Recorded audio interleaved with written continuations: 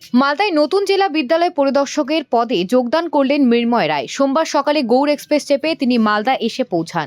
যোগদান করে সকলের সহযোগিতা নিয়ে কাজ করার ইচ্ছে প্রকাশ করেন। তিনি বলেন, শিক্ষার উন্নয়ন যাতে ঘটে সেই চেষ্টাই করে যাব। সবাইকে সঙ্গে নিয়ে শিক্ষা ব্যবস্থাকে এগিয়ে নিয়ে যেতে চাই। ধীরে ধীরে বিভিন্ন সমস্যার সমাধানের চেষ্টা করা হবে। শিক্ষক ঘাটতির বিষয়ে ঊর্ধ্বতন কর্তৃপক্ষকে জানানো হবে। এদিন নতুন ডিআইকে সম্বর্ধনা দেয় তৃণমূল মাধ্যমিক শিক্ষক পরিষদ সমিতির সদস্যরা। সমিতির পক্ষ থেকে বিপ্লব গুপ্ত জানান, নতুন ডিআইকে পেয়ে আমরা আপ্লুত। তিনি খুবই আন্তরিক। আমরা সমিতির পক্ষ থেকে তাকে সম্বর্ধনা দিই। উল্লেখ্য, আগে ডিআই ছিলেন বাণীব্রত দাস। তাকে কোচবিহারে স্থানান্তরিত করা হয়। তার জায়গায় যোগদান করলেন মৃন্ময় রায়।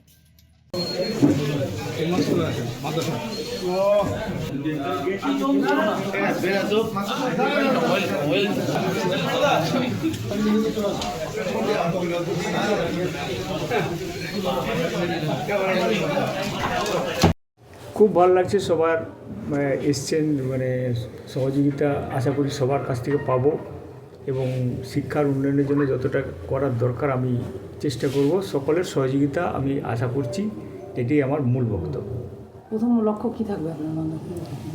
লক্ষ্য হচ্ছে যাতে শিক্ষার উন্নয়ন ঘটে আর সবাইকে নিয়ে যাতে শিক্ষাটাকে আরও এগিয়ে নিয়ে যায়, এখানকার শিক্ষা ব্যবস্থাকে যতটা এগিয়ে নিয়ে যেতে পারে তার জন্য চেষ্টা করব।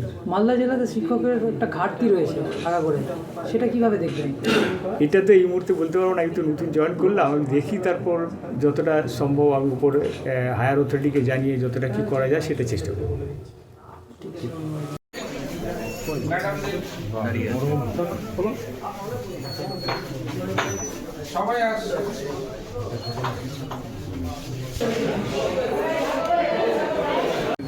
ব্যবহার করলেন, আমাদের খুবই ভালো লাগলো এবং খুব আন্তরিক লোক এবং সজ্জন ব্যক্তি, মিষ্টভাষী।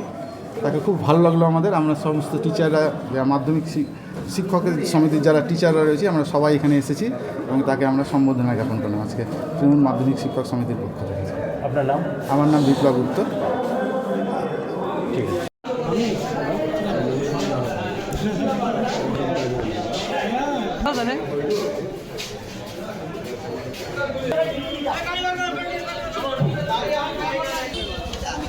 হ্যালো পম্পা।